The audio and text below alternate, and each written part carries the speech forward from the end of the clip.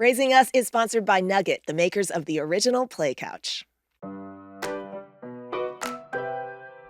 I think a lot of kids are really different when you get them outside of the house, away from whatever sibling they're having a lot of rivalry with. And I think if you can make that kid feel better about your bond with that child, then the sibling relationship is going to be less tense as well. Parenting doesn't come with a script, but it does come with lots of questions. I'm Elise Hu, journalist, mom, and your host for Raising Us, a podcast from A Kids Co. Each week, we break down the big, timely topics so you can have honest, meaningful conversation with your kids. Because these conversations matter, and every time we show up for them, we're not just raising thoughtful kids, we're raising us, too. In this episode of Raising Us, we're getting into a topic that can be both challenging and rewarding. Sibling dynamics. They're full of love, sometimes rivalry, lessons, and moments that stick with us for life.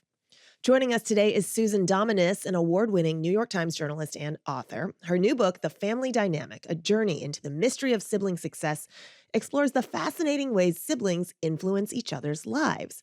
She's spent years exploring all of this and why bonds are sometimes tricky, and comes away with stories and insights that help us understand these dynamics and how to figure it all out.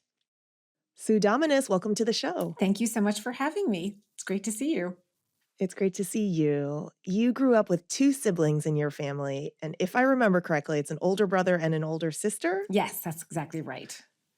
What was your experience like? How did your early family life shape your understanding of sibling relationships? That's a great question. I am very close to both of my siblings, but my brother is 6 years older. And I think he had a certain, hold over me the way that much older siblings can. And there was one really influential moment in my life when he came home from college and I was hanging around and he suggested I write for the school newspaper. And I told him we didn't have one; it was defunct. And then he kind of stood there lecturing me about the decline of democracy and the importance of free press, and kind of bullied me into starting up the high school newspaper, which I did. And I wouldn't say it was the world's greatest high school newspaper, but as soon as I started, I realized it was exactly what I wanted to do. And crucially, it was your brother and not your parents who influenced you to do this. Why was it so influential that this advice or this kind of nudge came from your brother and not mom and dad?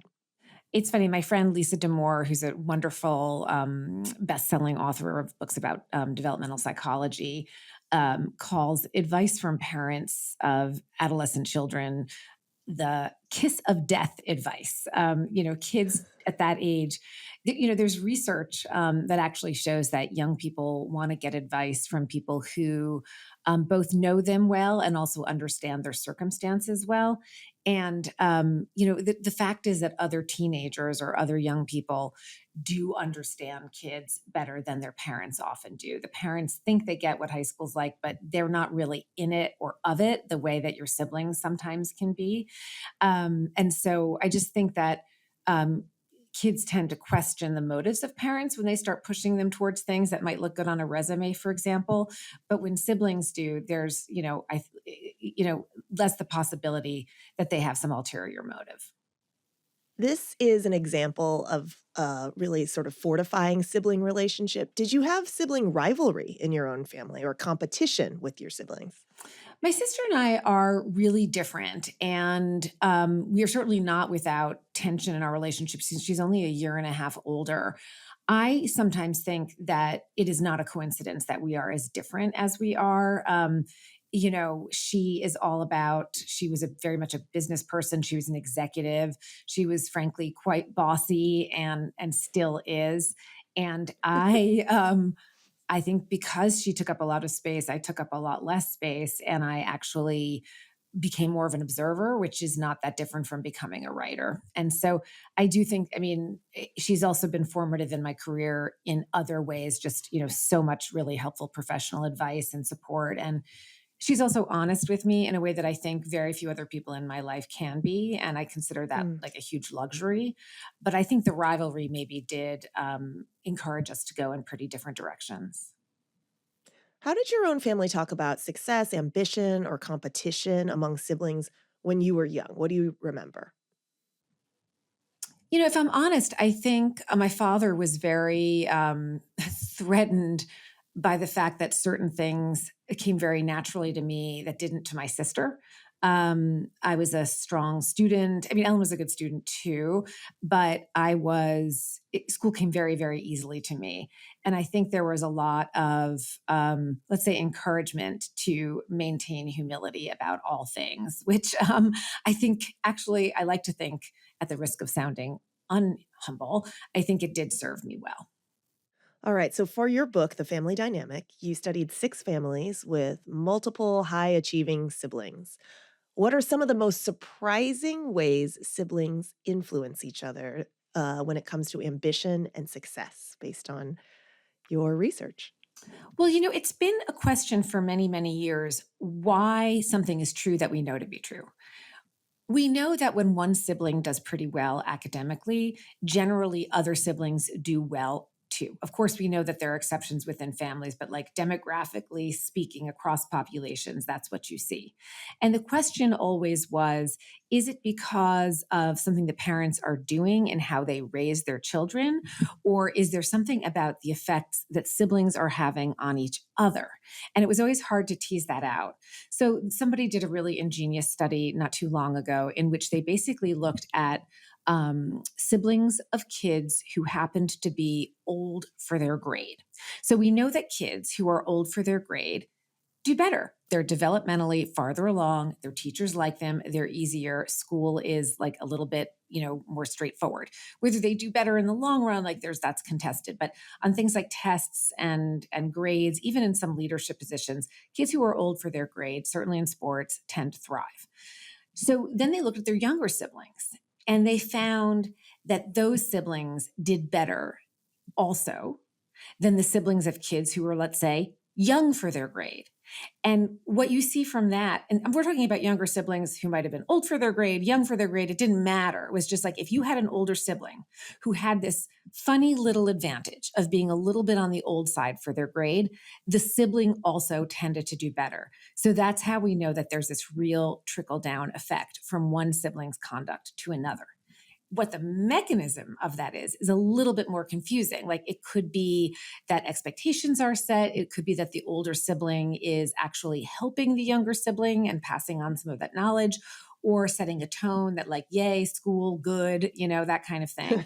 But it's a really clever study and I think it's pretty persuasive. By the way, it also just shows that interventions, academic interventions, should we be able to come up with some that influence one kid in a family, what that tells us is that you're actually getting more bang for your buck than people have previously realized. If you can help one kid in a family do better, then the other kids will do better too.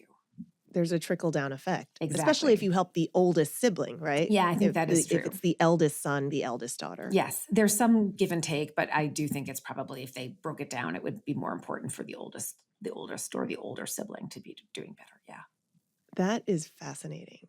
How do sibling relationships compare with parental influence in shaping a child's drive and achievements later on? I talk about this in the book, and some of this I have to admit is just my longitudinal observations after asking these questions of families over a really long period of time. The impression I ended up with is that parents can set like a general tone or an expectation. They can inspire just by virtue of their own stories of overcoming.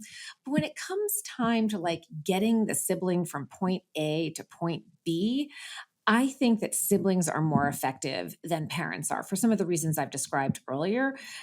First of all, they have vision about the future that a parent might not have. So I write about this family, the Hollifields. They were civil rights pioneers in many ways in Tallahassee, Florida.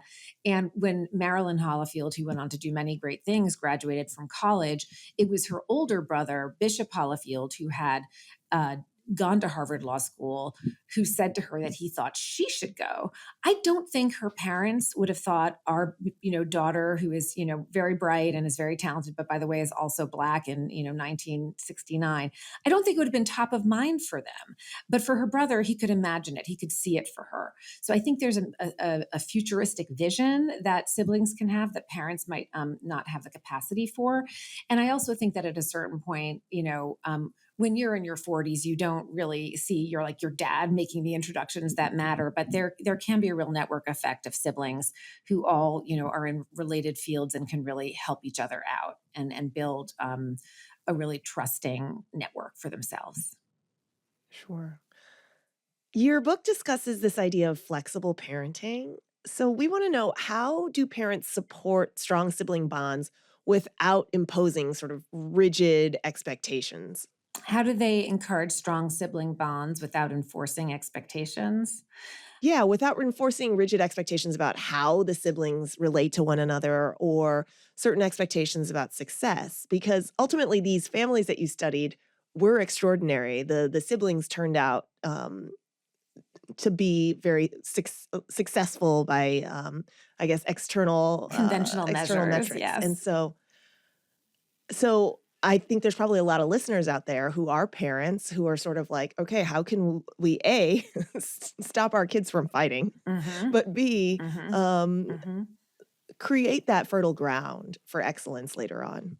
I think to some degree it's helpful for parents to, um, in some of the families I wrote about, the parents did create a sense of responsibility in the oldest child to look after their younger siblings. And in a way, I think having a protective role is more comfortable for a sibling than having a rivalrous role. And to be told like you look after your younger sister, it can be a responsibility, and maybe even a burden, but it's also an honor and a privilege in a way to be trusted that way. And so I think that's sort of a beautiful way that parents encouraged loving relationships and nurturing relationships from one sibling to another. Um, and I also think that I mean, in many ways, I think the parents of the families I wrote about, there was this expectation of success, but it wasn't prescriptive. And so I think there was a lot of room and a lot of air for different kinds of achievement in those families. It is hard for parent, it's hard enough for a parent to influence one child the way they hope to. And so trying to influence sibling dynamics can be a little bit like trying to play three-dimensional chess, you know what I mean, as opposed to the mere checkers of trying to influence one child.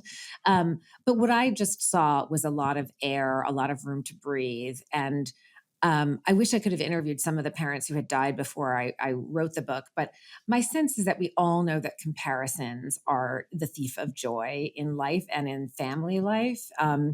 It's hard to avoid, but I do think that's where you start to see tensions among siblings. And we also know there's a lot of research about how favoritism is really toxic, not just for the kid who isn't the favored child, but the one who is even being favored. You don't want to create kind of triangles within a family or alliances. And just this sort of mom of twins advice that I give to people, about favoritism is, if you're honest with yourself and you do think you are favoring one child, what that usually tells me is you need more time alone with the other child, because that is how you build relationships and that is how you appreciate the totality of that child independent of their sibling. And I think a lot of kids are really different when you get them outside of the house, away from whatever sibling they're having a lot of rivalry with. And I think if you can make that kid feel better about your bond with that child, then the sibling relationship is going to be less tense as well. Yeah, really good advice. That one-on-one time is so key. Huge. And people think, "Oh, how do I make my kids close? How do I make my twins close? Oh, I know, I'll make sure they share a room. I know we'll try to go on a lot of fun outings as a family. We're going to try to make the family as a unit really close." And that's Right. one way to do it. But for me, for us, the more effective thing was to have my husband and I carved out one-on-one vacations with each of our kids, not only those kinds of vacations, but we tried to make sure that each of us had a little alone time with one of the kids so that we could really enjoy each other and they could have room and they could have space and could really be themselves. Yeah, I love that. All right. What do you hear most from parents or adults who find sibling rivalry or pressure just really challenging to navigate? What kinds of questions or gripes do you hear the most from parents who go to you or are interviewing you? I mean, it's interesting. I hear a lot from other siblings actually who say to me, your book really featured on very loving sibling relationships, but what about the really toxic sibling relationships?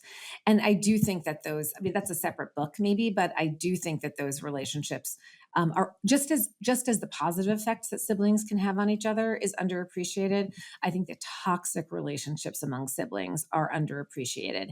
And I think parents are too quick to dismiss cruel behavior from one sibling to another as typical sibling relationship behavior. And I think it needs to be taken seriously and really addressed. And I mean, we've talked about some of the ways that I think people can improve the situation. But if it's really bad enough, then I don't think family therapy is like out of the question. In other words, if a marriage was really struggling, and if a couple is making themselves miserable, they wouldn't just necessarily limp on indefinitely. They would try to do something about it. And I do think that therapy is a great option for family therapy for parents who are really struggling with siblings who are making home life a misery. So, what's your advice for siblings themselves who want to support each other better? Not quite at the level of sort of toxicity, but struggle with feelings of competition or envy. It's a great question. I recently was speaking to somebody who himself is a very famous podcaster, although I will not reveal his name. But I Okay. said to him something about how, oh, you must know something about success and how you were raised. And he said, oh, and I hear this a lot from people, by the way, who are very successful. They say, oh, I'm not the successful one. You should see my brother. And he told Mm, me that his brother had been a math genius from a very early age. And by the way, now, has made like, a tremendous fortune in the world of finance. And he said he remembered as a young child actively deciding that instead of having his brother's brilliance make him feel small, he just made a choice. I'm proud of my brother. I'm going to be proud of my brother. I'm going to look up to my brother. And just, I think that he realized that was a much less painful way to view the circumstances. And I think it was healthy for him. I think that his brother's success did probably drive him to a large degree.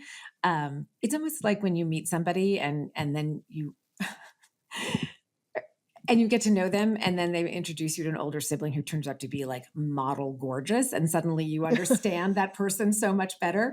I felt like I understood this person a little bit better when I understood that he had a tremendously successful older brother, and I think he would probably attribute some of his drive to that. And that's painful in some ways, and it's been incredibly productive for him and others.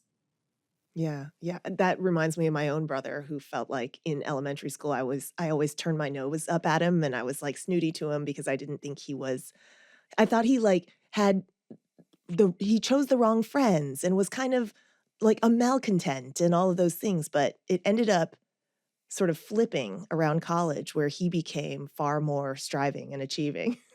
Like, he went on and got an advanced degree, and he's very successful in finance, and I would tell you that he's the more charming Hugh out of the 2 of us. Oh, So, impossible, impossible, yeah. but I mean, I wonder if he would say that he credits you with creating in him a desire, like, and Mm, we all want our children to be comfortable in their skin, and that is the most right. important thing in the world, and we would never wanna create rivalry among our siblings because we wanted them to outcompete each other. It's just No, the certainly truth not. of the matter that I think sometimes one sibling's success can, in a not unhealthy way, fuel a drive in the other sibling. Mm, mm. How can parents recognize and honor the distinct personalities and ambitions of each sibling, especially in large families? You have twins, so you have an even more sort of specific dynamic. I have the 3 girls. Um, what can parents do to see the difference and the uniqueness of each of our kids? Well, I think so. I mean, I would almost take a step back because somebody else I was speaking to was telling me about his sibling, his kids, and one of them was very academic, and then he said to himself, "But my other one is incredibly gifted socially, and that is her strength. One of them is a star academic, and one of them is a star, in popularity." And I had to say, you know what? I think you maybe want to take a step back, like. why does your child have to be a star at anything? Is it In okay? anything. At Yeah. anything. Like, you have to actually love your kid for whoever they are and find the thing that is lovable about the kid who's not the star. And by the way, there are lots of lovable things about the kids who don't need to be the star. They're chill, they're easygoing, maybe, or they're like dreamy. And maybe that'll translate into an artsy, pursuit like down the road. There's a sibling pair I talk about in my book in which one of the daughters was incredibly driven. She goes on to be one of the scientists I quote at length in the book. Her sister was always like lying on the couch, singing songs, never really seemed to really want to try very hard. She ended up being absolutely devoted and passionate about her work in the theater and went on to be a dramaturg at one of the best repertory theaters in the country. So you have to just embrace your kids, not for what they are exceptional about, but just for the totality of who they are. And there's lots to be said for the kid who doesn't need to be the best. That said, I do think, to the extent that parents can encourage those different activities that kids seem interested in.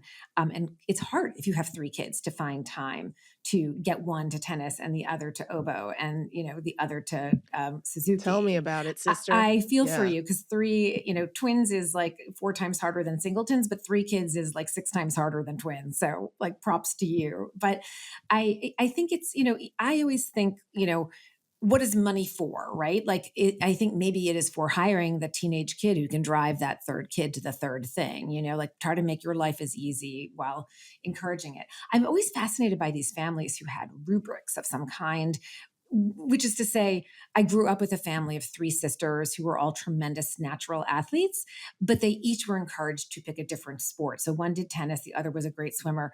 By the time the third one came around, it was like gymnastics for you, honey, and maybe she would have preferred tennis, but the parents were not having it. They didn't want that kind of rivalry. And I've always wanted to go back, and I've actually even tried and speak to them and see how they felt about that and whether they thought it was all for the best. How did you approach nurturing your own children's individual paths? And this is to say, not necessarily expecting them to achieve in anything, but just nurturing their own paths as they were growing up. Well, one of the things that I really took away from reporting my book was, it was that all of the efforts that I thought I was making to help my children succeed were probably, in fact, backfiring. So, for example, I played piano in high school. I love music. And my son got very interested in piano, as I talk about in the introduction of the book. And sometimes I would listen and I would chime in and say, I think you want to slow down here and play it with more feeling, or you might want to work on that passage towards the end. I think you're speeding up.